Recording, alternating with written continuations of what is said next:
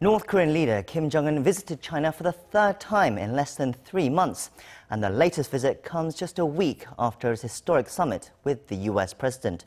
While Pyongyang and Beijing talk of closer ties, the US is closely watching the developments. Lee Ji-won has more. North Korean leader Kim Jong-un's third visit to China is seen to have further tightened Pyongyang-Beijing ties, but the trip could worry the U.S. North Korea's state-run Korea Central News Agency on Wednesday reported on Kim Jong-un and Chinese President Xi Jinping's Tuesday meeting, highlighting the family-like, harmonious atmosphere at the welcome banquet. The report contained Kim's comments on the North's great friendship with China, saying that Pyongyang and Beijing have developed their ties beyond their traditional relationship and that the North will work closely with China in opening a new future for the Korean peninsula and the region. KCNA also mentioned that President Xi praised Kim for his efforts toward peace and stability in the peninsula, and that the two sides are entering a new period in their ties following Kim's first visit in March.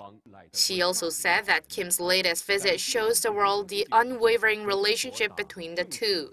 Chinese state-run broadcaster CGTN also reported on Kim Jong-un's third visit to China and his talks with Xi Jinping on Tuesday, where Xi said China will remain committed to solidifying its ties with the North, regardless of any changes on the international and regional fronts. But these developments may have alarmed the U.S. amid reported talks over follow-up measures to the June 12 joint statement. At a press briefing on Tuesday, U.S. State Department spokesperson Heather Nauert said the U.S. is watching Kim's visit carefully and closely. And as if to remind China of the current situation, Nauert also touched on the maximum pressure policy.